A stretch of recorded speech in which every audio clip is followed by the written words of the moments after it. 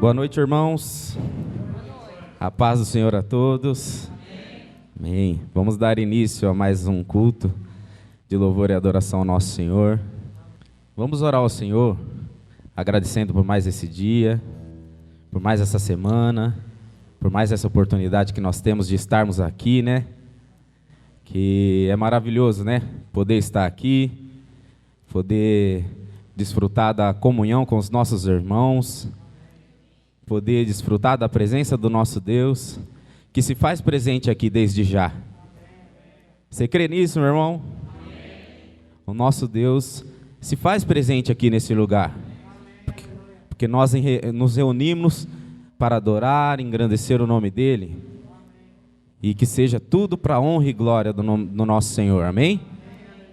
Vamos orar, faça uma oração agradecendo ao Senhor por mais esse dia, por mais esse momento, em nome de Jesus. Obrigado, Senhor, pela oportunidade que o Senhor nos dá, Deus, de estarmos aqui mais uma vez, Pai. Obrigado, Deus, porque o Senhor tem suprido as nossas necessidades, Senhor, porque o Senhor tem cuidado das nossas vidas, das nossas famílias, das nossas casas, o Senhor tem cuidado da nossa igreja, dos nossos irmãos, e por isso nós te agradecemos, Senhor. Queremos te louvar, Deus, queremos engrandecer o seu nome em forma de gratidão por tudo que o Senhor fez, faz e tudo que o Senhor é nas nossas vidas, pois o Senhor é o Deus das nossas vidas.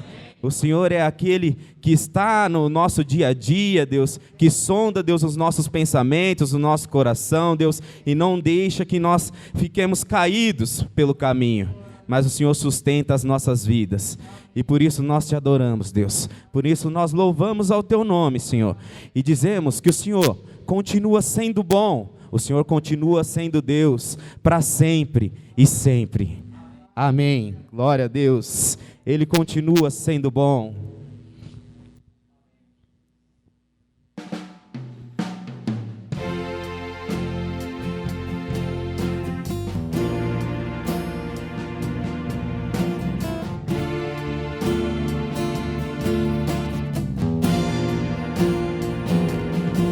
E a gente aprende a confiar em um Deus que faz milagres, que ouve a nossa oração e se faz presente aqui.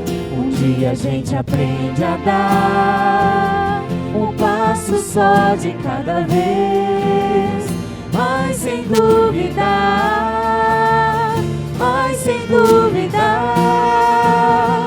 Ele continua sendo bom, Ele continua sendo Deus, Ele continua sendo bom, Ele continua sendo Deus. Aleluia! Nosso Senhor, Ele é bom, Ele será bom para sempre e continuará para sempre sendo Deus, o nosso Senhor. Então chega o dia de viver tudo que se aprendeu e a enxergar até o que não se pode ver. Chega o dia de entender, até ouvir o não de Deus. Mas sem dúvida,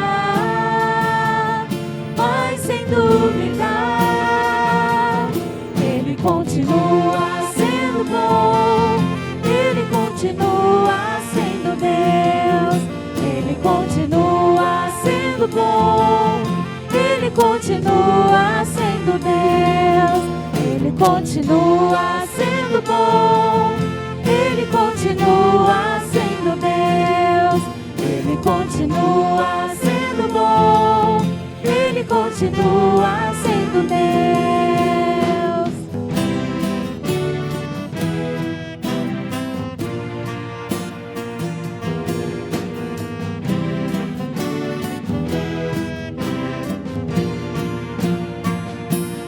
Ele continua sendo bom, Ele continua sendo Deus, Ele continua sendo bom, Ele continua sendo Deus, Ele continua sendo bom, Ele continua sendo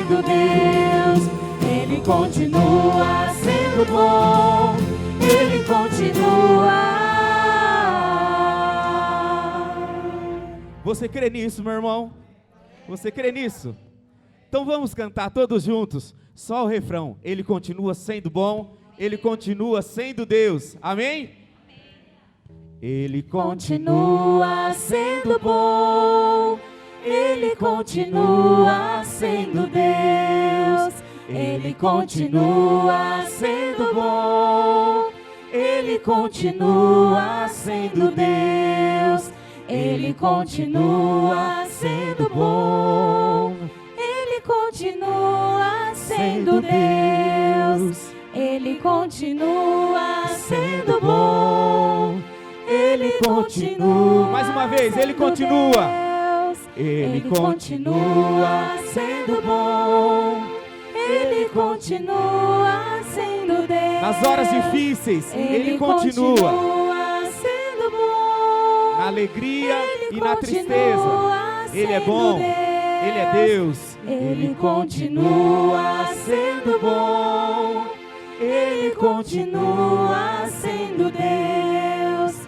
Ele continua sendo bom, Ele continua. Aleluia, Senhor. Obrigado, Deus, pela sua bondade, pelo seu amor, pelas nossas vidas, Pai. Obrigado porque o Senhor é o Deus das nossas vidas. Nós somos gratos, Deus, por tudo que o Senhor é, por tudo que o Senhor faz, por tudo que o Senhor tem feito, em nome de Jesus, Senhor. Obrigado, Pai. Aleluia. Grandes são as obras do Senhor nas nossas vidas, na vida da nossa igreja, na vida dos nossos irmãos. E é isso que nós vamos cantar, amém? Grandes são as suas obras, Senhor, Todo-Poderoso. Justos e verdadeiros são os seus caminhos. Grandes são as suas obras, Todo-Poderoso. Justos e verdadeiros são os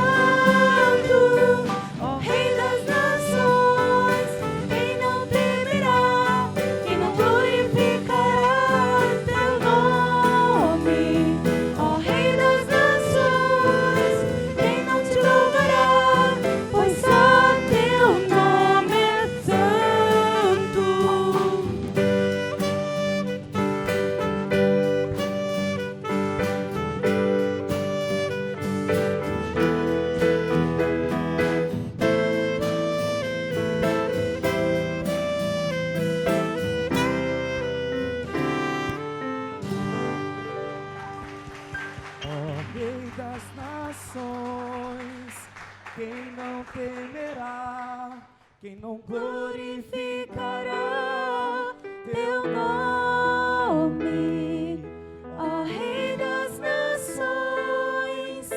Quem não te louvará? Pois só teu nome é santo, ó Rei das nações. Quem não temerá? Quem não glorificará teu nome, ó Rei das nações? Quem não te louvará? Pois só teu nome é santo. Glória a Deus. Aleluia. Aleluia. Ele é o nosso consolo, o nosso refúgio. Ele é aquele em quem nós podemos confiar. Nós podemos descansar. Amém?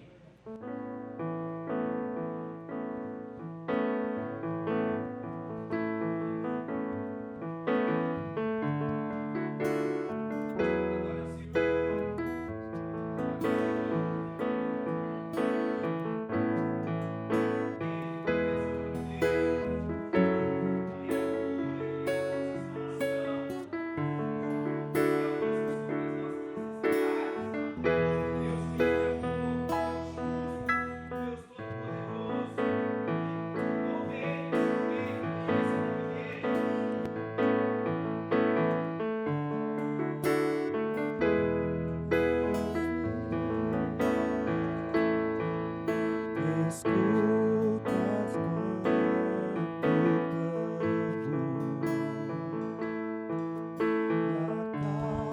ao meu pensar, me leva pelo fogo, curando todo meu ser. Confio em ti, confio em ti. Me escutas quando clamo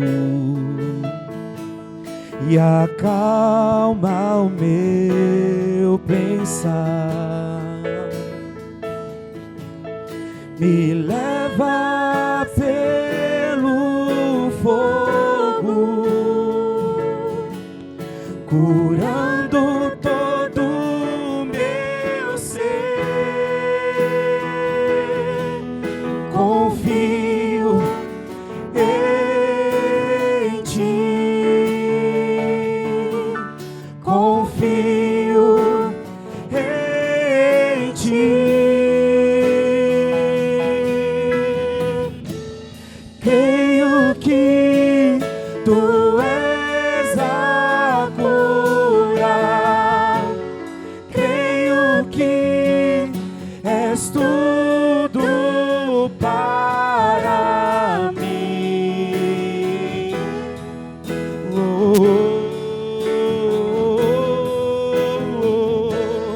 Creio que tu és a vida. Creio que não há outro igual a ti. Jesus, eu preciso de ti. Me escutas quando clamo e acalma o meu pensar.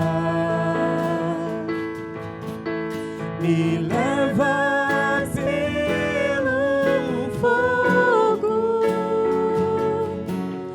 curando todo meu ser. Eu confio em ti, Senhor. Confio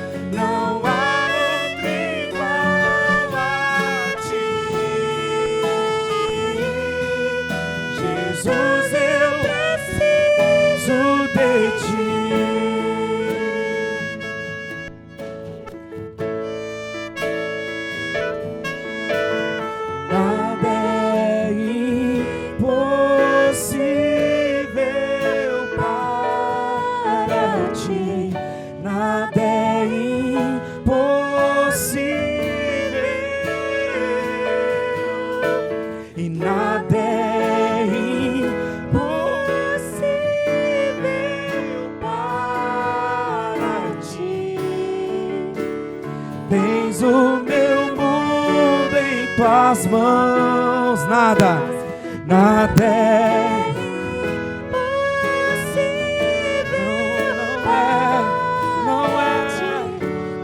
é impossível, nada é impossível para ti. Tens o meu mundo em tuas mãos. Creio que tu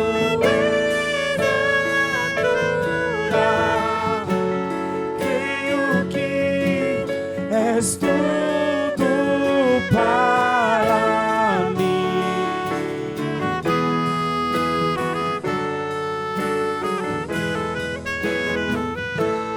Creio que tu és a vida. Creio que não há igual a ti. Jesus, eu preciso de ti, Senhor.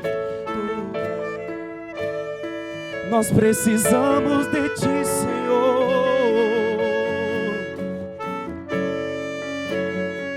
És tudo para as nossas vidas. Sem ti nós não somos nada. Sem ti nós não temos nada, Senhor. Creio que tu és a cura. Você crê, meu irmão? Então cante com seu coração. Declare isso ao nosso Senhor, com fé, com amor.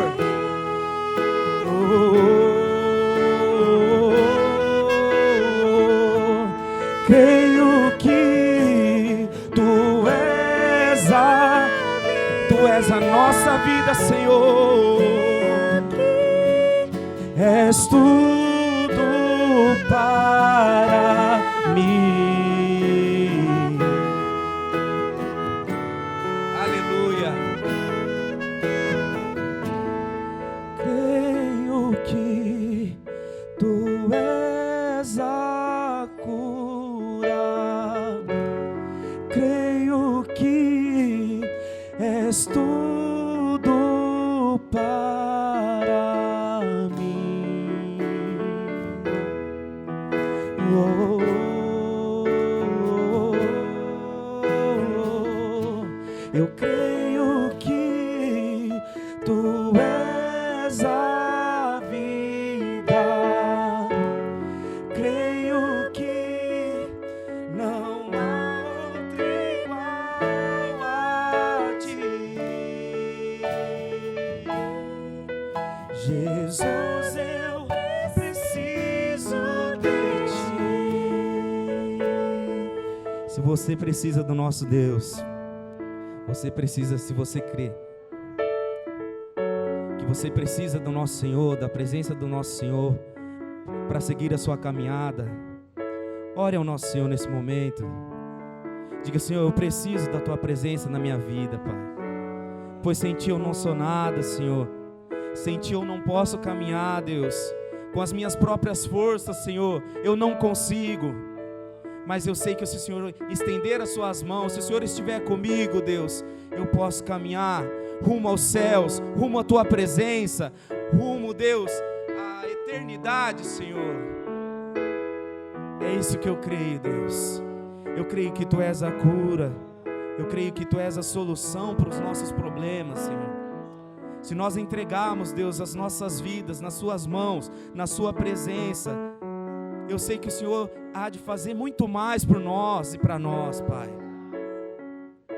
Eu creio que tu és a cura e que nada é impossível para ti, Deus. Cante mais uma vez: creio que tu és a cura. Creio que tu és a cura. Creio que és tudo para mim.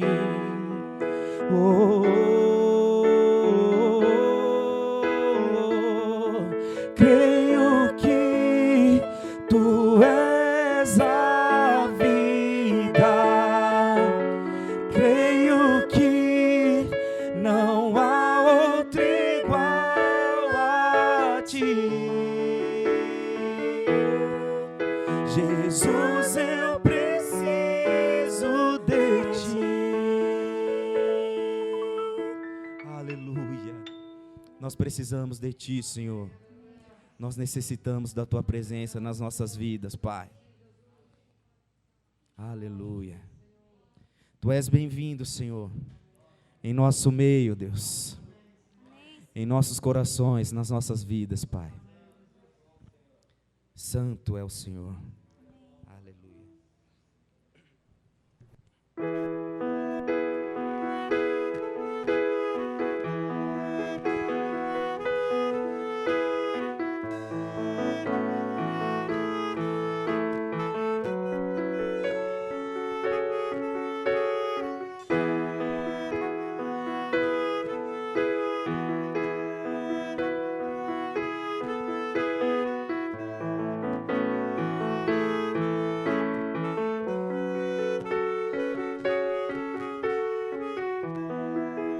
Não há nada igual, não há nada melhor a que se compara a esperança viva.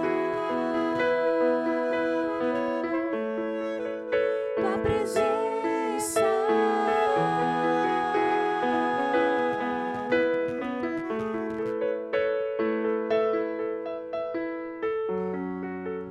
Eu provei e vi o mais doce amor que liberta o meu ser e a vergonha desfaz.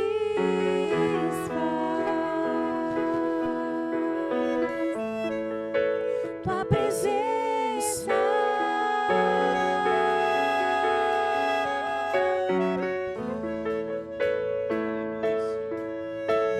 Santo Espírito, és bem-vindo aqui. Vem inundar, encher esse lugar. É o desejo do meu coração. Sermos inundados por tua glória, Senhor.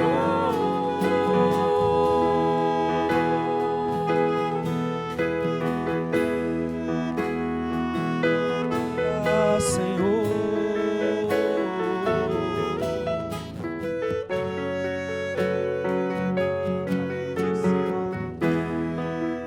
Não há nada igual, não há nada melhor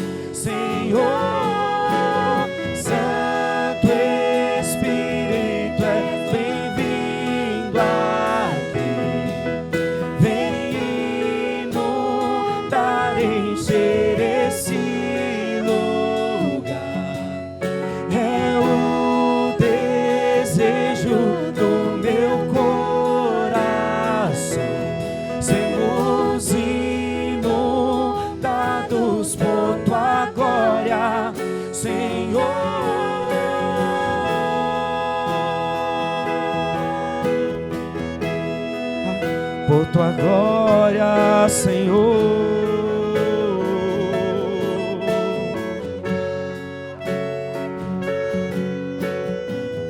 Vamos provar quão real é tua presença. Vamos provar tua glória e bondade. Vamos provar quão real é tua presença. Vamos provar tua glória e bondade, Senhor.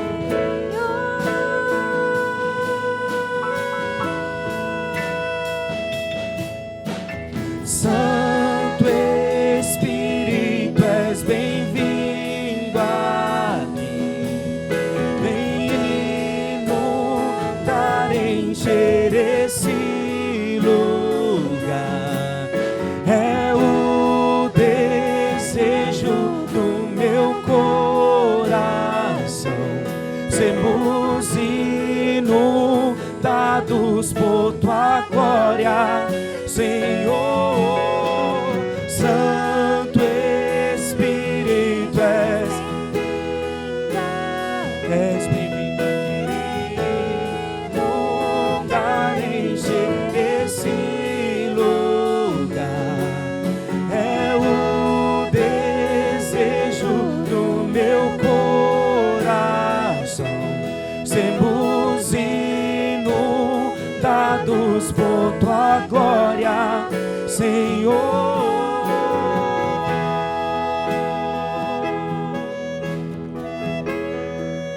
Por tua glória, Senhor.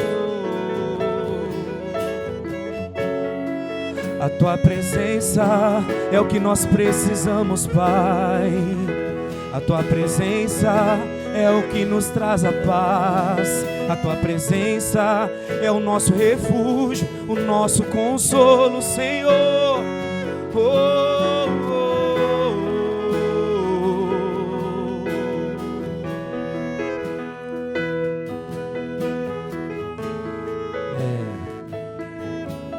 Aleluia.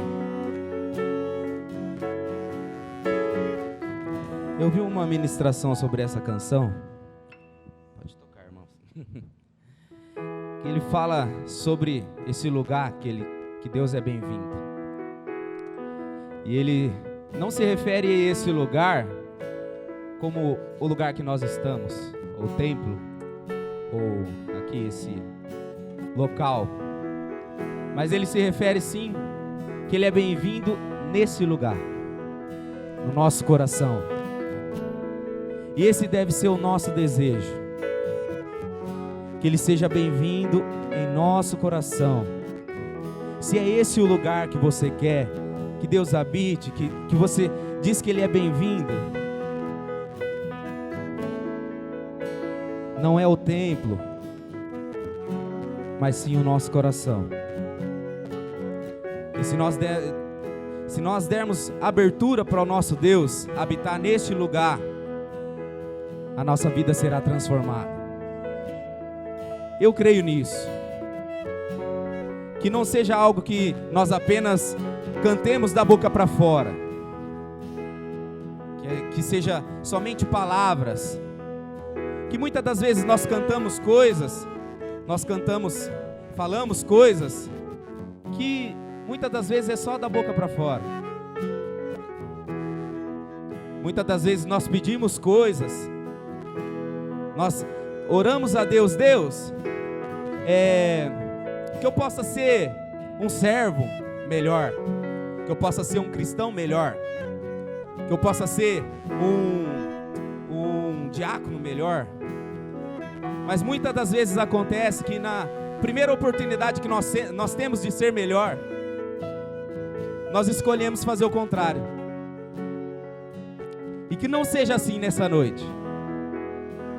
Que isso que nós cantamos, tudo isso que nós cantamos, seja algo sincero do nosso coração. Que nós possamos desejar realmente que ele seja bem-vindo em nosso coração. Que nós possamos abrir as portas da nossa vida para que Ele possa entrar e tomar conta da nossa vida. Amém, irmãos? Então vamos cantar mais uma vez. Santo Espírito, Tu és bem-vindo aqui, no meu coração, na minha vida, no meu dia a dia, na minha casa, nos meus pensamentos, nos meus desejos. Tu és bem-vindo aqui, Senhor. Toma conta das nossas vidas, Senhor. Cantemos. Santo Espírito és, vem, Senhor,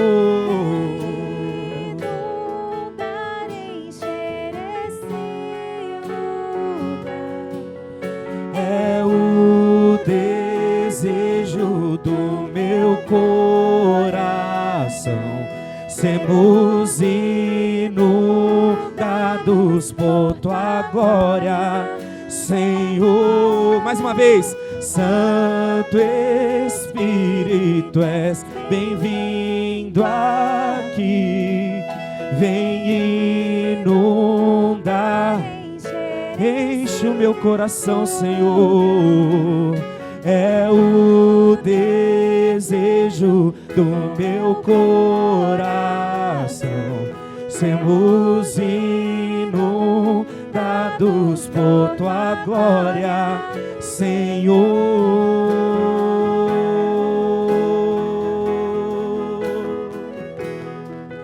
Por Tua glória, Senhor.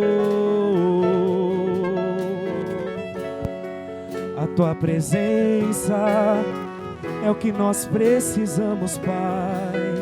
É o que nós necessitamos, Senhor. Aleluia. Aleluia. Louvado seja o nome do nosso Deus, amém? Aleluia. Obrigado, Senhor, por esse momento de louvor e adoração, Pai. Obrigado pela vida dos meus irmãos, Deus. Que o Senhor possa ter tocado, Deus, a cada coração, a cada vida, a cada mente, a cada alma. E que nós possamos sair daqui transformados nessa noite. No nome do Senhor Jesus. Amém. Amém. Paz do Senhor. Amém. É uma alegria estar aqui nessa noite, ministrando a palavra do Senhor. Terça-feira, nosso culto de oração presencial. Sexta-feira, estudo bíblico online. Sábado, voltamos com os jovens, né? Os jovens têm participado bem, inclusive temos sempre orado aqui pelos jovens do Parque Roosevelt, que têm participado, eles estão voltando, retornando, graças a Deus. Ontem tivemos um bom número desses jovens aqui de volta, até alguns que nunca tinham vindo, então é uma alegria para nós também. E retornamos no próximo domingo com um culto de louvor e adoração. Vamos ao momento das ofertas, os dízimos e as ofertas. Se você tem oferta nesse momento, você pode trazer ao gasofilácio. Se você também quiser fazer isso via depósito, também pode fazer, né? No vídeo estará o número da conta, né? Mas se você quiser trazer presencialmente, pode trazer ao gasofilácio. Vamos orar. Senhor, nós agradecemos, ó Pai, pelos dízimos, pelas ofertas, que essa casa vem sendo sustentada pela sua graça. Para esse ano que várias igrejas têm sofrido por dificuldades de se manter, Pai, segundo a quarentena, que as igrejas fechadas, mas essa igreja o Senhor tem sustentado. O Senhor tem dado, Senhor, os recursos necessários, Pai, para que ela permaneça com seus cultos abertos, seus cultos sendo executados, Pai. Isso é para o louvor da sua glória. Nós somos gratos a Ti, Pai, por esses recursos que têm entrado. Somos gratos a todos os irmãos, Pai. E mesmo aqueles que têm dificuldade, Senhor, nesse momento, Pai, que têm a dificuldade financeira, por causa dos empregos, as mudanças, todas essas transformações que temos tido esse ano, Pai, que o Senhor possa abençoá-lo, Senhor, grandemente, Pai, em nome de Jesus. Amém. Amém. Vamos orar também, irmãos, aos enfermos da igreja. A irmã Raquel pediu oração, pela saúde da sua filha Maiara. Inclusive é o motivo que ela não está aqui, ela nos avisou. Então vou fazer uma oração aos enfermos de modo geral. Às vezes a gente não tem nenhum recado aqui, mas vamos orar para ela também. Vamos interceder para a sua família, que conforte a família e que traga a saúde. Senhor, nosso Deus, nós clamamos também por todas as pessoas enfermas, parentes dos irmãos da nossa igreja, os familiares, os amigos, às vezes que não conhecemos também, que o Senhor possa abençoá-los, Senhor. Nessa noite, que o Senhor possa restaurar a sua saúde, restaurar a paz, Senhor. Nós oramos pela irmã Raquel e toda a sua família, em especial sua filha Maiara, Pai. Que o Senhor restaure a sua saúde, que o Senhor traga o conforto necessário para esse momento, Pai. Que o Senhor possa operar o milagre, porque nós acreditamos que o Espírito Santo se faz presente e transforma as nossas vidas, ó Pai. Nós clamamos na operação dos milagres até os nossos dias, porque o Senhor prometeu e a sua palavra não falha, Pai. Nós agradecemos em nome de Jesus. Amém. Amém. Irmãos, convido os irmãos a realizar a leitura bíblica, Gênesis 1, dos versículos 28 ao 31. Diz assim a palavra: Então Deus os abençoou e lhes disse: Frutificai e multiplicai-vos, enchei a terra e sujeitai-a, dominai sobre os peixes do mar, sobre as aves do céu e sobre todos os animais que rastejam sobre a terra. Disse-lhe mais: Eu vos dou todos os vegetais que dão semente, os quais se acham sobre a face de toda a terra, bem como todas as árvores em que há fruto que dê semente. Eles vos servirão de alimento. E a todos os animais selvagens, a todas as aves do céu e a todo ser vivo que rasteja sobre a terra, dou toda a planta verde como alimento.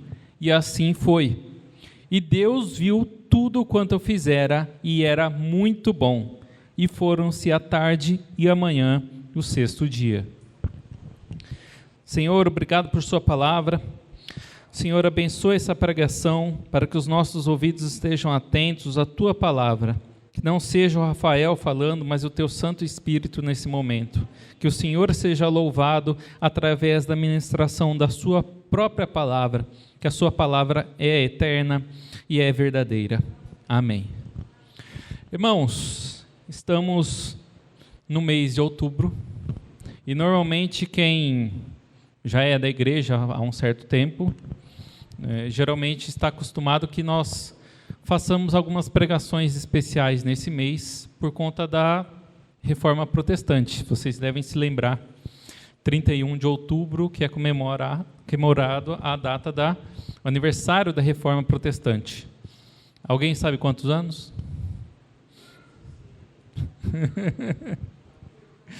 Nós completamos 500 há 3 anos atrás, 1517, então nós temos 503 anos da Reforma. Temos aqui alguns irmãos novos, talvez não estejam familiarizados com isso, e também os irmãos que estão acompanhando pela internet. Mas eu não vou fazer essencialmente uma pregação sobre a Reforma, mas ela vai estar dentro desse contexto do que nós vamos falar. Porque geralmente, quando nós fazemos essas pregações sobre a Reforma, nós falamos sobre as doutrinas, sobre as mudanças que ocorreram naquele período de 1517 em diante.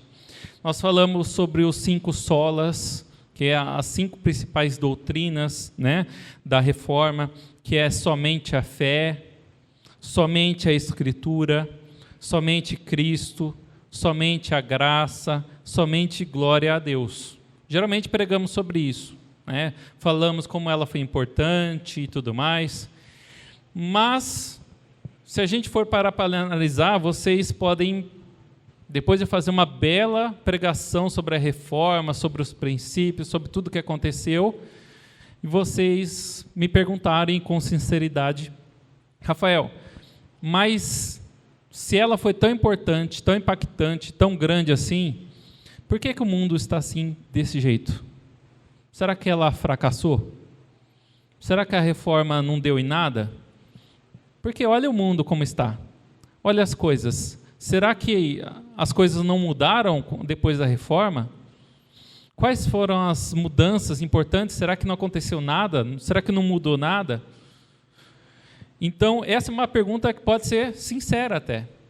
E mostra, na verdade, uma dificuldade que a gente tem, né? Bem como que o Elton disse aqui no final da ministração, de às vezes transformar aquilo que a gente prega, que a gente canta, de uma forma prática para as nossas vidas. Então, aquilo que nós estamos cantando, às vezes parece que é da boca para fora. A gente canta aqui no domingo, prega, e a gente vive de uma forma diferente lá fora. Será que a igreja, na verdade não a igreja instituição, mas as pessoas que formam a igreja, estão realmente realizando as suas tarefas que foram comandadas por Deus na palavra? Será que estamos sendo verdadeiros e sinceros e trabalhando, fazendo aquilo que nos é um mandamento? Cumprido o nosso papel? Quando a gente analisa a palavra de Deus e tudo que a gente precisa fazer, na verdade, se a gente for listar tudo, a gente fica meio doido. Porque se a gente for pegar desde o começo, tem ali todos os mandamentos, né, que não são só os 10 mandamentos. Né? Se a gente for analisar o Pentateuco, que são os primeiros 5 livros que da tradição de Moisés, a gente tem 613 mandamentos. E os judeus têm que cumprir todos. Né? Os 10 fazem parte desses 613. Será que estamos cumprindo? Será que temos que cumprir? O que é isso? Então, na verdade, Deus, Ele propôs, através da palavra, alguns mandatos, que são algumas coisas que nós precisamos fazer. Então, Ele colocou, não uma forma direta, estão aqui os mandatos, mas estão várias ordenanças, os mandamentos, a lei de Moisés, né? Mas, além da lei, são os ensinamentos de Cristo, e vários ensinamentos também dos apóstolos, de Paulo, e tudo isso forma um conjunto em que a gente pode, de uma forma didática, separar para a gente entender como alguns mandatos. A teologia coloca isso, alguns mandatos de Deus.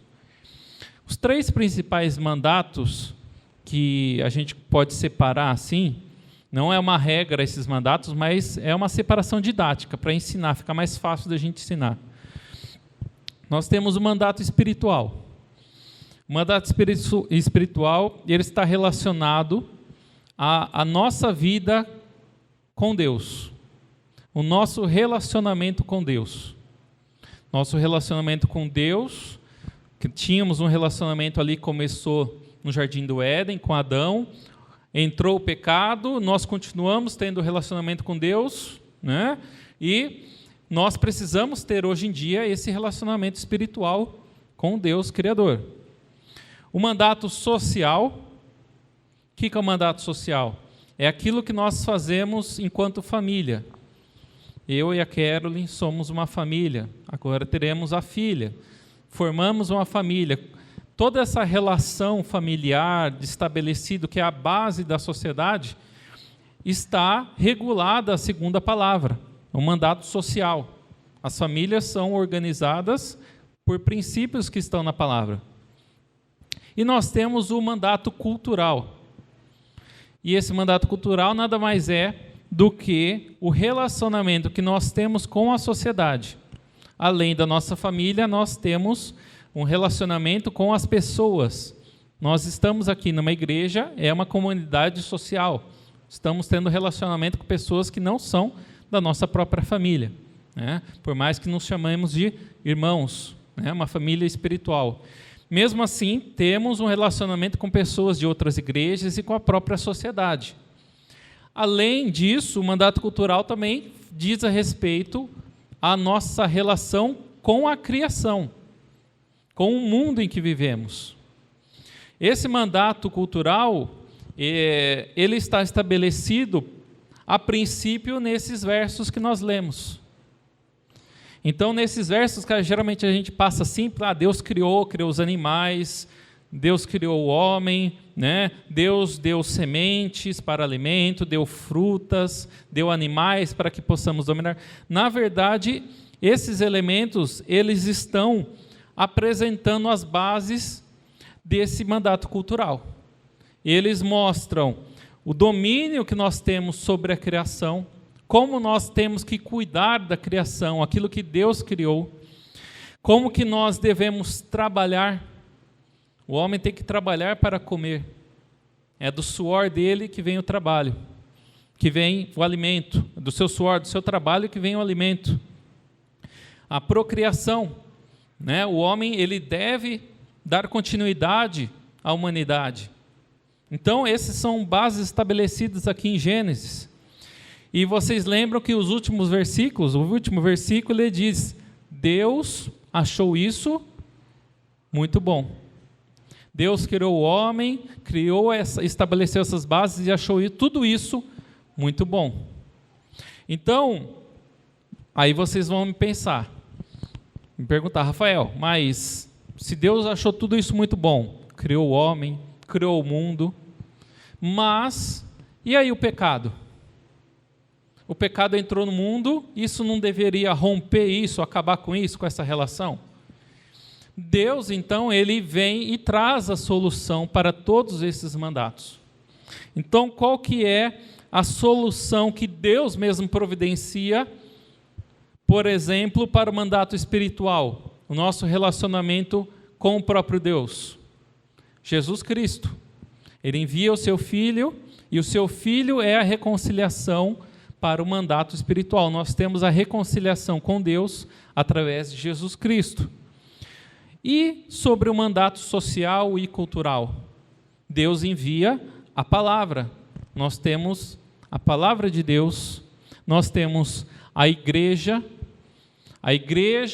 que usa a palavra de Deus com o Espírito Santo, com o auxílio do Espírito Santo que estará presente na sua igreja, através das pessoas, para ensinar os outros a como viver e a como estabelecer e cumprir o mandato social e cultural.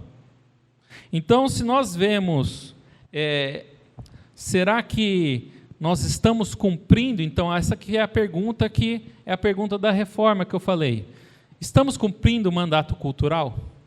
Nós estamos aqui por conta do mandato espiritual. Nós buscamos a Deus, estamos aqui para orar, para cantar a Deus, para nos relacionar com Deus.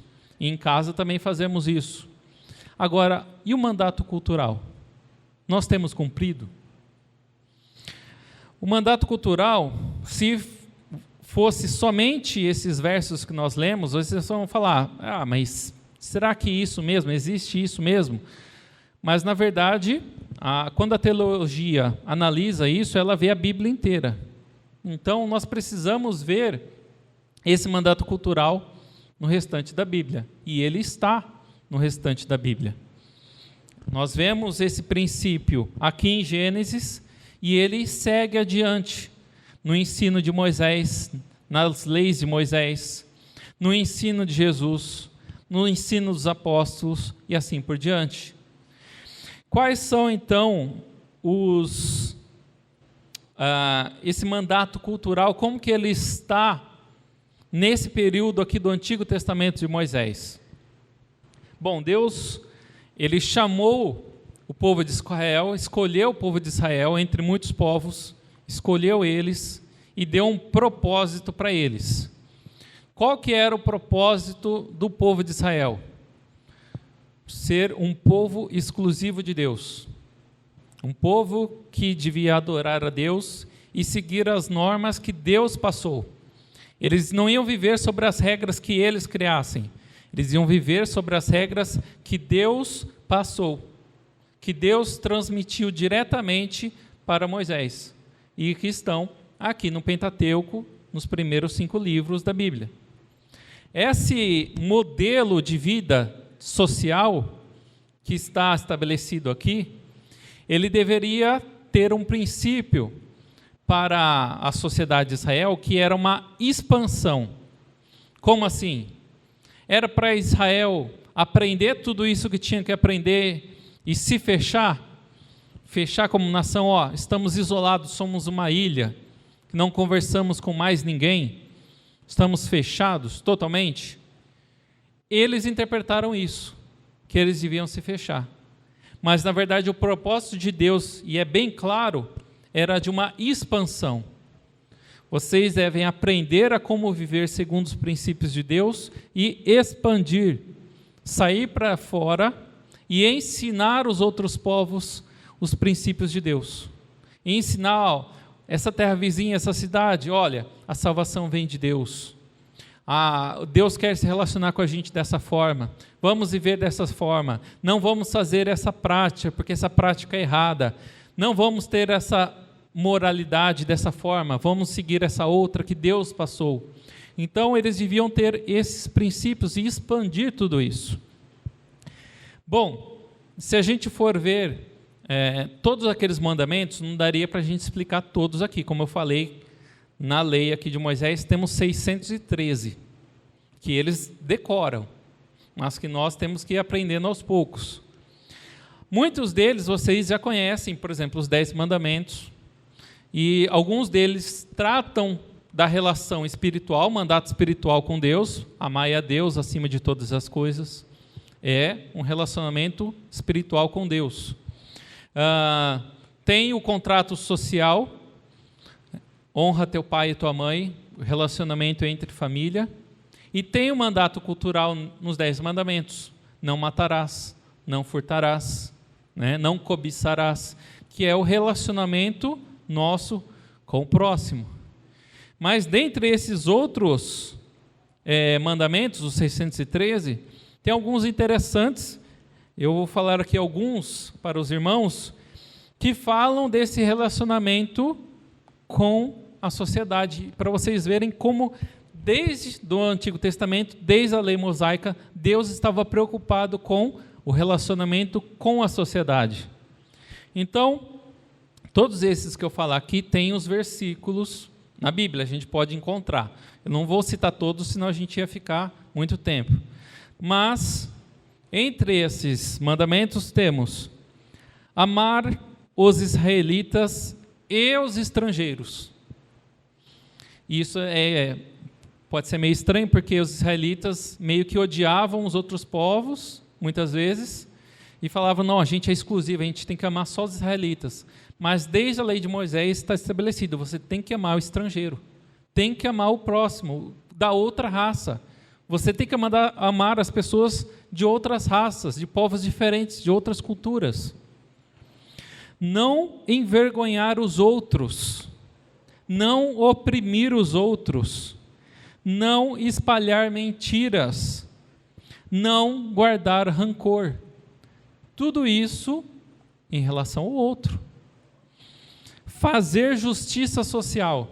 Isso está em voga hoje em dia. Todo mundo está discutindo, justiça social, o que é isso? Essa diferença que existe entre os pobres e os ricos, a exploração que os pobres têm, a falta de condições básicas, lá na lei de Moisés estava falando, façam justiça social. Vocês são responsáveis por estabelecer essa justiça. Se há pobres no mundo, se há pessoas que sofrem, que não têm os direitos básicos, aqui já está falando, são vocês que têm que cuidar disso. Não negar caridade aos pobres. Deixar um canto do campo para os pobres. A gente sabe que a sociedade de Israel era basicamente agrícola, ou eles tinham os animais, o gado, ou eles faziam a colheita. E na lei, então, olha, essa parte do seu terreno, você vai plantar, vai cuidar, mas você não vai colher, você vai dar aos pobres. Separar o dízimo dos pobres, estrangeiros, órfãos e viúvas. Então, além de separar esse pedaço da terra, eles tinham que separar da riqueza que eles tinham um dízimo que era para os pobres, viúvas e órfãos. emprestar aos pobres e destituídos e não pressionar o pagamento quando eles não têm condições. Então você tem que emprestar, mas você vê que aquela pessoa não tem condição de te devolver, você não pode ficar pressionando para que ela te devolva. Não reter salários ou deixar de pagar uma dívida. Se você é o patrão, você não pode reter o salário de alguém. Ah, está tendo a crise aqui, eu vou segurar o salário deles aqui para a empresa não ter prejuízo nesse mês. Não pode. Não pode reter o salário das pessoas. Isso cria desigualdade. E deixar de pagar suas dívidas. Cristo também fala isso, dai a César o que é de César, vocês têm que pagar os impostos, vocês têm que ser justos e corretos socialmente. Não desejar a posse do outro, que é basicamente, não cobiçarás. Não ficar de braços cruzados se a vida de alguém estiver em perigo. Então você vê alguém tendo perigo, está sendo assaltado, você vai fazer o quê? Vai correr? Você vai fugir de medo. Eu não quero ser assaltado também. Ou você vai ajudar. Jesus não falou isso? Parábola do bom samaritano? É a mesma coisa, já estava aqui em Moisés. Liberar, aí sobre a criação, sobre a terra. Descansar a terra durante o 7º ano. Bom, eles eram agricultores, eles tinham que ficar todo ano plantando, colhendo, tendo lucro. Deus estabelece, você tem que descansar a terra, você tem que cuidar da natureza. Então, no 7º ano, trabalha 6, no 7º ano, deixa a terra descansar. Deus estava preocupado com a natureza. Descansa a terra. Os produtos que se nascerem naturalmente nesse 7º ano, porque você não vai trabalhar na terra, você tem que doar. Você não vai ter lucro naquilo que você também não trabalhou. Então você pega aquilo lá e dá de novo para os pobres. Liberar todos os empréstimos durante o 7º ano. Nesse 7º ano, você também, eu tenho várias pessoas que eu emprestei dinheiro, que não me devolveram, estão me devendo. Acabou, liberou. Está perdoadas todas as dívidas. Então Israel tinha que fazer assim, se alguém estava devendo para alguém, no 7º ano, passou 7 anos, está perdoada a dívida. Não destruir as árvores frutíferas, que dão fruto, mesmo durante a guerra. Então está tendo a guerra, o inimigo vai comer as frutas. Vou destruir para ele passar fome. Não. Você não vai destruir, você mantém, eles vão se alimentar também. Então, nós podemos ver que, nesse período de Moisés, já existia uma grande preocupação de Deus em relação ao relacionamento das pessoas com a sociedade. Israel devia ser esse exemplo. Mas o que acontece? Eles foram esse exemplo? Eles seguiram essas regras? Não. Eles deixaram de influenciar esses povos e passaram a ser influenciados pelos povos. Então eles se fecharam, não passaram isso para os vizinhos e os vizinhos começaram a influenciar eles. Então a cultura dos vizinhos passou a ser a cultura de Israel. Eles passaram a idolatrar outros deuses, passaram a ter outras regras com a sociedade, e isso levou o quê? A destruição do reinado de Israel. Isso a gente confere em Jeremias, capítulo 5, se vocês quiserem acompanhar. Jeremias, capítulo 5, versículo 25 ao 31. Jeremias 5, do 25 ao 31.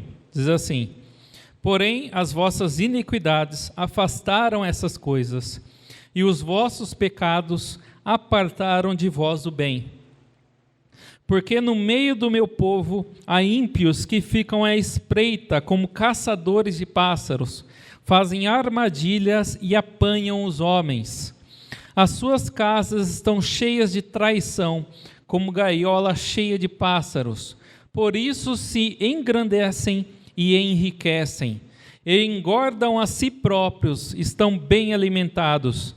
Também excedem o limite da maldade. Não julgam com justiça a causa dos órfãos, para que prosperem, nem defendem o direito dos pobres. Por acaso não trarei castigo por causa dessas coisas? Diz o Senhor, ou não me vingarei de uma nação como essa? Uma coisa espantosa e horrível tem ocorrido na terra. Os profetas profetizam falsidade, os sacerdotes dominam com autoridade própria, e o meu povo gosta disso. Mas o que fareis quando isso chegar ao fim? Então reparem que aqui os castigos que Jeremias ele profetiza ao povo de Israel, que culminam no exílio e na destruição da nação, eles vêm também, além da idolatria e a adoração aos falsos ídolos, a injustiça social, a falta de cumprir esses mandatos culturais aqui, que estão estabelecidos. E aí então nós passamos do povo de Israel para analisar Cristo. Cristo e a igreja, o início da igreja, que isso vai então afetar diretamente a nós. O ensino de Cristo, ele reforça a lei. Então, muitas pessoas pensam, nossa, Cristo veio e acabou o Antigo Testamento. A gente abole, esquece, deixa o Antigo Testamento lá para trás e segue novas coisas. Mas, na verdade, nós vemos que Cristo ele reforça. O seu ensinamento ele está baseado nessas leis de Moisés. Se você quiser abrir comigo em Mateus capítulo 5, Mateus 5, 17 ao 21, diz assim: Não penseis que eu vim abolir a lei ou os profetas. Não vim abolir, mas cumprir. Pois, em verdade vos digo, antes que o céu e a terra passem, de modo nenhum passará uma só letra ou um só traço da lei, até que tudo se cumpra. Quem, portanto, desobedecer a um desses mandamentos, por menor que seja, e assim ensinar aos homens, seja chamado o menor no reino do céu. Aquele, porém, que aos cumprir e ensinar, será chamado grande no reino dos céus. Pois eu vos digo que, se a vossa justiça não superar a dos escribas e fariseus, de modo nenhum entrareis no reino dos céus. Então, o que acontece?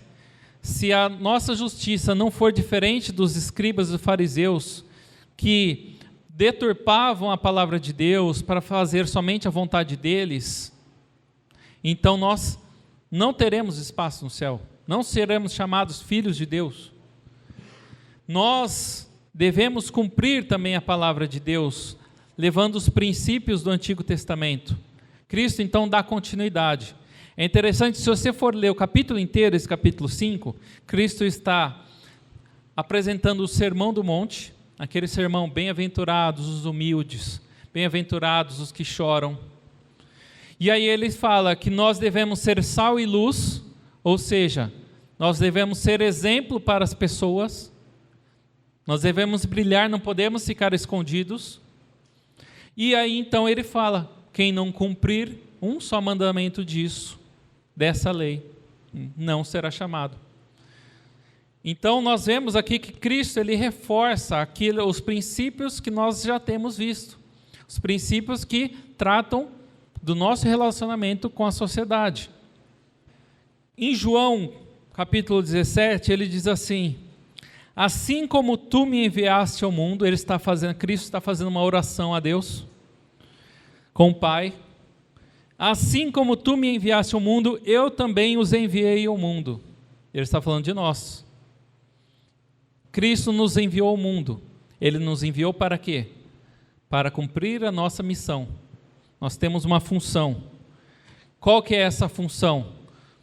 Nós podemos ver em Mateus 28 a grande comissão.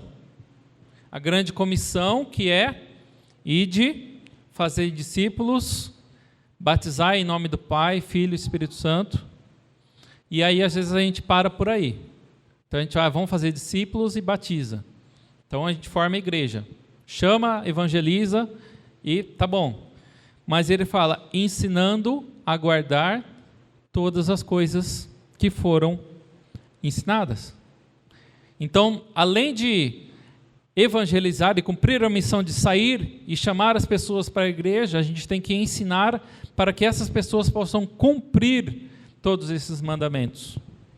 Não adianta só trazer e abandonar. A gente tem que trazer e cuidar e ensinar. Hoje em dia há muita disputa entre esse papel da igreja.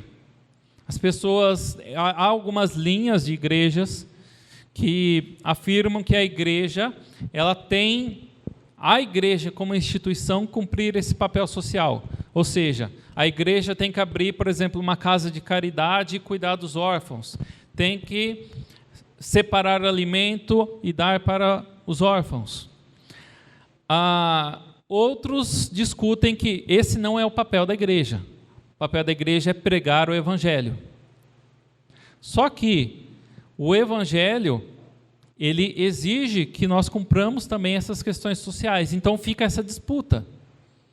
Mas, na verdade, a gente precisa entender que a igreja como instituição, pelo menos eu encaro dessa forma, ela não tem realmente a obrigação de ser uma ação social que englobe tudo isso. Mas a igreja ensina as pessoas a agirem dessa forma.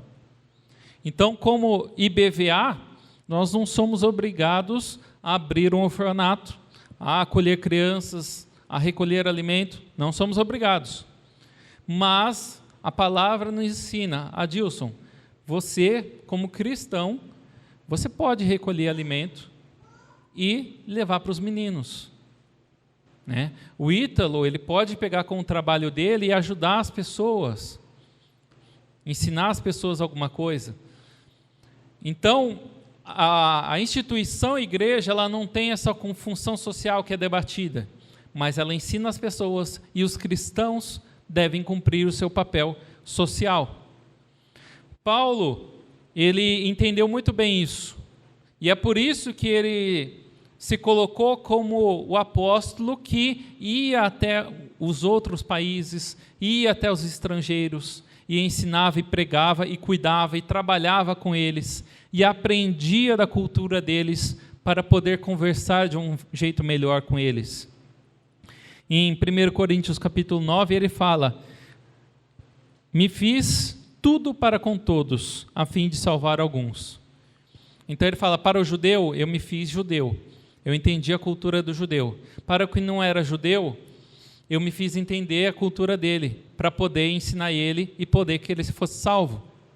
Então, Paulo ele foi entendendo a sociedade para poder dialogar com ela e poder ensinar e salvar alguns.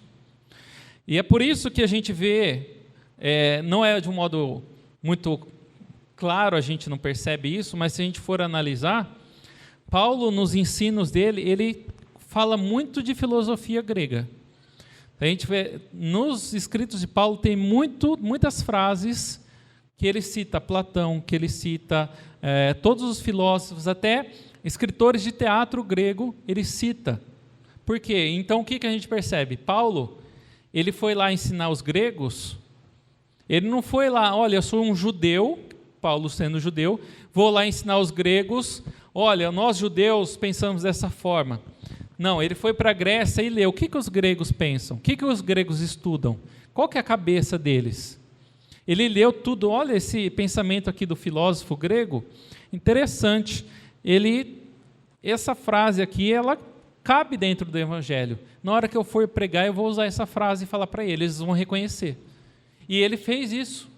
Então, ele usou a cultura dos povos que ele estava evangelizando e ensinou a palavra diante daquela cultura. Então, ele mostrou para nós como é ser um cristão vivendo num mundo não cristão. Como que você se porta sendo um cristão numa sociedade que não é cristã. Paulo era um cristão recém-convertido numa sociedade cheia de gregos pagãos. Como que ele se porta? Como que ele se lida com essa cultura dos outros? Então, Paulo nos ensina sobre isso. Bom, e aí nós temos que passar, então, o período que está fora da Bíblia. O que aconteceu depois? A igreja se formou, a igreja foi se ampliando, a igreja, o Império Romano se tornou cristão, virou um grande império que se formou, deu origem ao que nós temos como a Igreja Católica, e durou toda a Idade Média essa cultura da Igreja Católica que dominava a sociedade. E o que a Igreja Católica fez nesse período? Bom, nós tínhamos lá toda a Europa, que eram pessoas que eram pagãs, que acreditavam nos seus vários deuses. Vamos dizer assim, aqui temos alguns que acreditam nos deuses gregos, que eram os gregos, tem os nórdicos, que acreditam nos deuses nórdicos e tudo mais. E a Igreja Católica fala, nós temos domínio sobre essas regiões, então a partir de hoje todo mundo é cristão. Oficialmente, vou escrever aqui, todo mundo é cristão hoje. Eles foram batizados? Eles aprenderam? Não. Então, o que aconteceu? Havia uma separação. Então, a sociedade era cristã, mas as pessoas não eram cristãs. As pessoas faziam os seus rituais de magia, os rituais pagãos, mas eram consideradas cristãs pela igreja. A igreja, e onde estava a igreja? A igreja estava fechada dentro de si mesma, nos mosteiros. Então, nós tínhamos os mosteiros, os padres iam lá para os mosteiros, que eram isolados no meio das montanhas, e eles ficavam lá reclusos. E essa forma, essa reclusão, era para vamos nos afastar do mundo, aí assim a gente não comete pecado, assim a gente está salvo, assim a gente está livre desses pecadores pagãos que estão com essa cultura contaminada. Isso evitou que o pecado entrasse nos mosteiros? Não. A gente sabe pela literatura e tudo mais o quanto que há relatos de padres, bispos e tudo mais que cometiam pecados horrorosos nos mosteiros naquele período. Havia então essa separação. Todos os cultos, as missas, todo o ensino, ele era em latim. Então, se você estava na Inglaterra, a missa era em latim. Se você estava na França, a missa era em latim. Existiam escolas? Não. Então, o que o povo aprendia? Nada. Absolutamente nada. Então, eles viviam a sua própria cultura, como sempre viveram, e não aprendiam, não eram cristãos na prática, porque eles não aprendiam sobre os ensinos de Jesus. A igreja só olhava e condenava. Você não está fazendo o que a gente falou. Ah, mas como assim? Vocês estão falando em latim? Não está fazendo. Vamos prender, ou Inquisição, né? E aí, então, a gente chega em 1517, a gente tem a Reforma Protestante. Então, o que é esse marco? O que acontece na Reforma? As pessoas perceberam, os padres, Lutero, que era um padre, ele vê, tem muita coisa errada nisso. A gente tem que falar a língua do povo. A gente tem que falar diretamente com eles. A gente tem que ensinar eles a serem cristãos verdadeiros, falando a língua deles. Então, os cultos começam a ser feitos na linguagem do povo. Aqui no Brasil, é em português. Na França, é em francês. Vamos traduzir a Bíblia. Não tem, chega isso de Bíblia só em latim. A Bíblia vai em português. A Bíblia vai em francês, a Bíblia vai em italiano, e cada língua, por assim por diante. O que a gente tinha de música? Canto gregoriano. Canto gregoriano é latim. Aquelas vozes todas trabalhadas, só perfeitas, aquelas vozes, é lindo assim, o canto gregoriano, mas é música em latim, né, com aquelas vozes que ninguém conseguia cantar, só aqueles que eram muito bem treinados. Então, quer dizer, se você fosse para a igreja naquele período, você não ia nem conseguir cantar o louvor. O que os reformadores fizeram? Principalmente o Calvino, que a gente fala tanto, o Calvino ele falou assim, para com tudo isso, eu quero só poucos cantores, um cantor, um tipo de voz, e esse cantor vai cantar na língua do povo. É a língua do povo, e vai cantar o quê? Vai cantar salmos. Vamos pegar salmos e vamos cantar salmos, na língua do povo. Então a gente volta a começar a cantar. E é canto o quê? É uma pessoa cantando para quê? Para todo mundo conseguir acompanhar. Então, a gente tem início ao canto congregacional. Então, se a gente tem aqui um louvor hoje, em que vocês conseguem cantar junto, que ele é simples o suficiente que vocês conseguem cantar junto e entender o que está sendo cantado, é graças à reforma, é graças a esse pensamento. O Lutero gostava muito de música também, e ele falava, além de cantar os salmos, vamos também exercer a criatividade, vamos escrever alguns hinos também baseados na Bíblia. E aí ele começa a incentivar também a criação. E aí, hoje nós ainda cantamos Castelo Forte, que é escrito de Lutero. Então, essa cultura da reforma, ela começa a se expandir e começa a tomar todos os países que aderem à igreja protestante. E aí houve uma transformação de um modo completo, não para só na igreja. Porque se parasse só na igreja, não ia adiantar nada. Então os reformadores começam a falar, a gente tem que discutir política, gente. Então eles vão lá na prefeitura, prefeito, essas leis aí estão erradas. A gente precisa rever isso aí. Segundo o princípio bíblico, essa regra aí está meio estranha. Vamos mudar isso. E eles começam a atuar na política. Eles começam, então, a incentivar as leis dos países que eram considerados protestantes. A Holanda, a Alemanha, os Estados Unidos. A Constituição dos Estados Unidos, não sei se vocês já viram algum filme, sempre eles falam assim, nossa Constituição original, né? Eles até hoje falam, nossa Constituição original fala isso, né? A primeira emenda da Constituição. A gente tem a nossa de 89, né? E a gente não fica fazendo emenda, né? Remendando a Constituição. Eles não, o texto perfeito é aquele texto lá original. E o texto original foi baseado nos princípios da Bíblia, por causa dos reformadores. Então, nós temos uma grande expansão. Eu dou aula vocês sabem que eu dou aula de artes, né, nas escolas, e esse é um período quando eu ensino meus alunos, muito interessante para a arte, porque de repente a gente começa a ver, por exemplo, artistas como Bach, vocês já ouviram falar? Johann Sebastian Bach, de música clássica, Handel, por exemplo, é música clássica, aí você vai ver lá como que chama a música, o Messias, o Evangelho de Mateus, o Evangelho de Marcos. Como que é a letra? O Messias Salvador. Bem, são letras cristãs, são letras que você fala, isso aqui não é música de igreja? Mas isso se divulgou de uma tal forma que o mundo inteiro até hoje conhece. Então, não ficou preso às igrejas. A cultura que se criou a partir da reforma, por exemplo, Bach, ele é conhecido até hoje como um dos maiores, talvez o maior compositor de música clássica até os nossos dias. E é uma letra cristã. Na pintura, a gente ensina Rembrandt, que é um pintor holandês. Por que de repente a Holanda saltou assim virou o centro da cultura naquele período? Porque era um país protestante e começou a expandir os princípios da reforma na cultura, na arte, em tudo que eles faziam. Então, nós vemos essa cultura da reforma, como eu falei, se expandindo e transformando tudo que está ao redor. Política, a cultura, a linguagem, a música. Então, o que aconteceu que hoje em dia a gente está assim?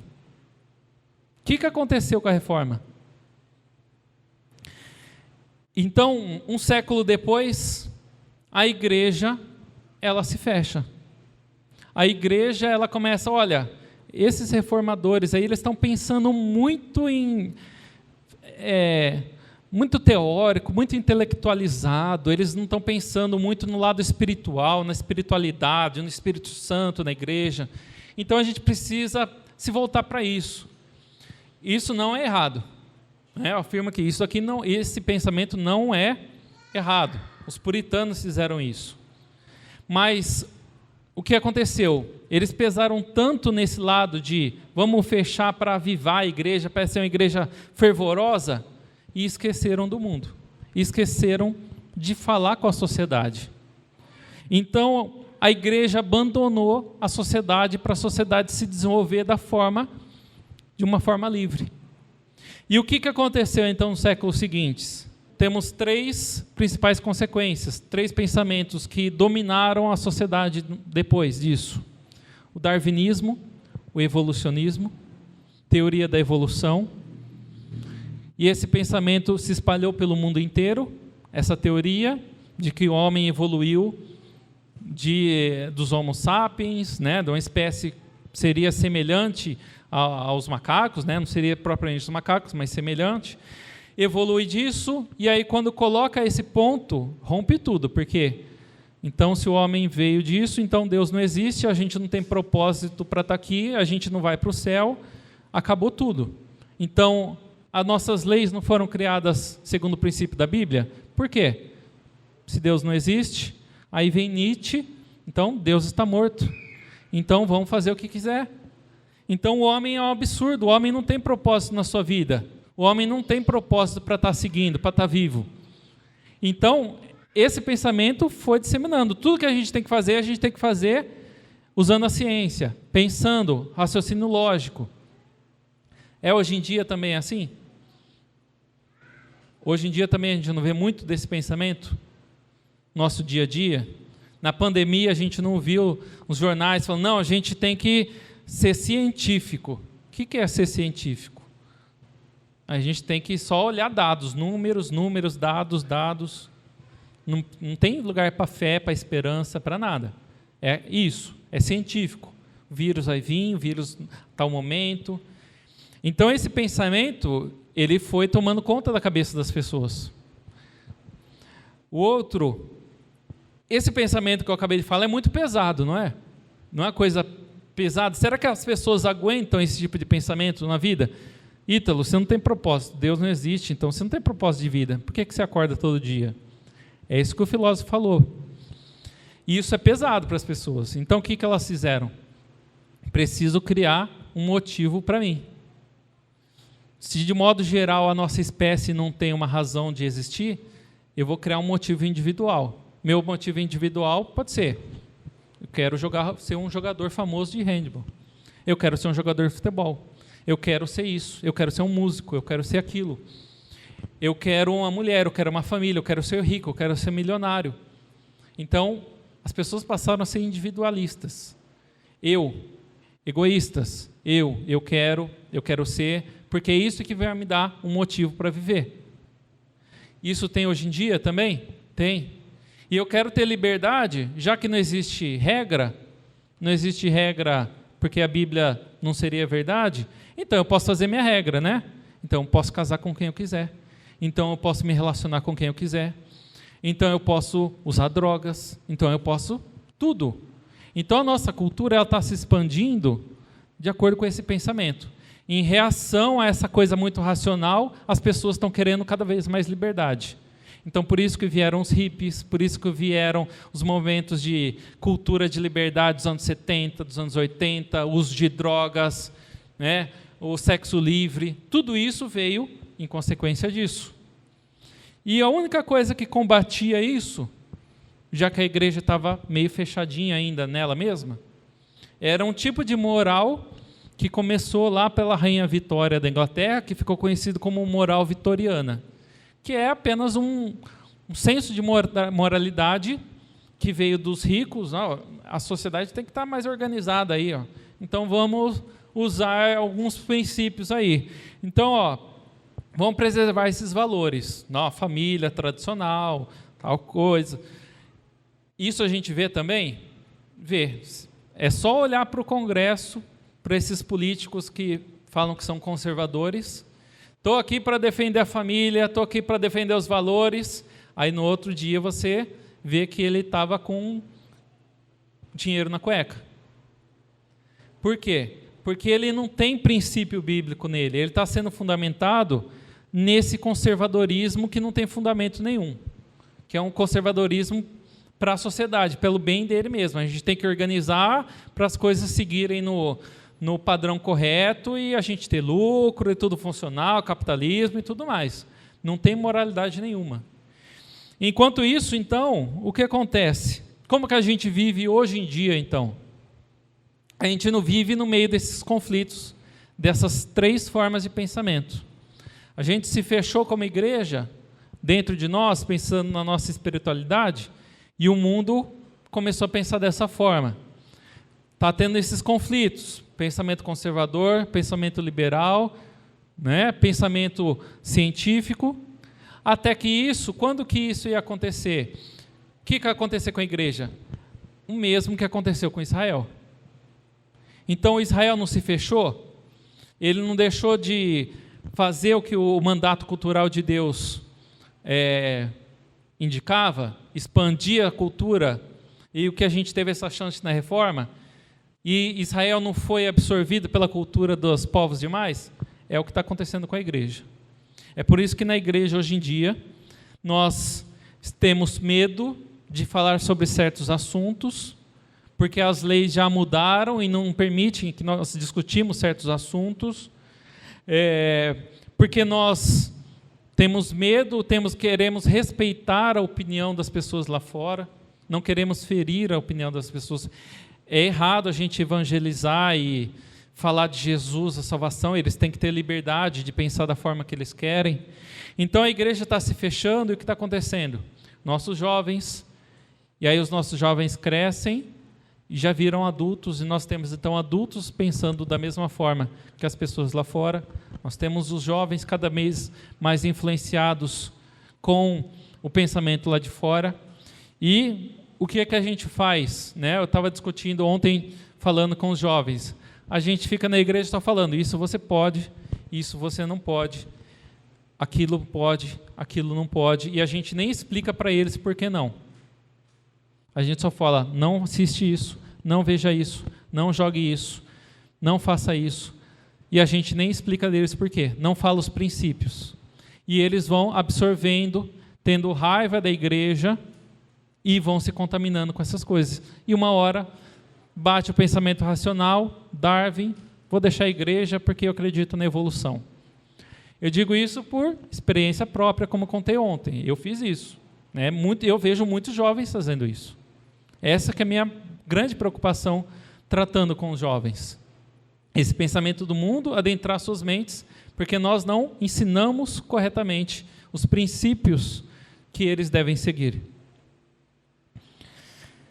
Nós sabemos também que, vocês podem falar, então, Rafael, a gente tem que ir lá para fora e lutar e ensinar e a gente vai transformar o mundo inteiro.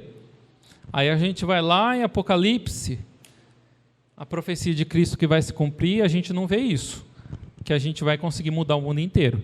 Então, também é a verdade, a gente não vai conseguir sair e transformar a sociedade inteira, fazer todo mundo virar, cumprir aquilo que está estabelecido. Mas não é por isso que a gente não vai cumprir o mandato cultural.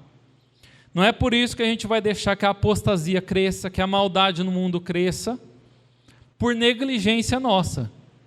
É pelo coração deles que não aceitam a verdade, é que eles vão ser condenados. E não pela nossa negligência de ensinar a verdade. É não pela nossa falta de ação de ensinar a sociedade e mostrar como que a sociedade deve ser conduzida. Como que você, como pessoa individual, como cristão, você pode cumprir isso? O Lutero falava, se você é sapateiro, seja o melhor sapateiro que você puder. Trabalha, seja justo, cobre o preço justo e trabalhe bem. Então, seja qual for a sua profissão, você tem que ser um cristão na sua profissão. Às vezes você não precisa pregar nada, mas você vai ser uma pessoa justa que vai mostrar valores bíblicos trabalhando direito. Se você é estudante, a mesma coisa. Se você, tudo que você faz, seu trabalho, tudo que você assiste, sua cultura que você assimila, toda a sua conversa, o seu relacionamento com a sua família, que às vezes não é cristã, a pessoa é da sua família e fala lá um pensamento que moralmente você vê que fere Deus. E você vai fazer o quê? Eu tenho medo, eu vou fechar a boca, eu não vou falar nada, eu vou respeitar a opinião dele. Você tem o dever de cristão de ensinar, falar, olha, você tem a sua opinião, mas a palavra de Deus diz que é isso, o princípio de Deus é esse. Então a gente tem que ter coragem de falar, de ensinar, e de principalmente estar preocupado com o mundo. o mundo, Deus vai vir, Jesus vai voltar e o mundo vai acabar. Então não preciso estar preocupado com o fogo na Amazônia. No princípio aqui, a gente tem que cuidar com a criação. Então não é que o cristão tem que ser do Greenpeace, que tem que ir lá e fazer de tudo para preservar a natureza, mas ele, na medida do que ele pode, ele tem que respeitar a natureza, não jogar lixo, não provocar queimada. Esse é o papel do cristão. Ele tem princípios também do que, aonde que ele vive, na sociedade. Tenhamos coragem, irmãos. Paulo, quando ele diz então, para concluir, em Romanos 12, 2, e não vivam conforme os padrões desse mundo, mas deixem que Deus os transforme pela renovação da mente, para que possam experimentar qual é a boa, agradável e perfeita vontade de Deus. Reforma na mente. Reformem a mente. Não deixem que a mentalidade do mundo adentre a igreja.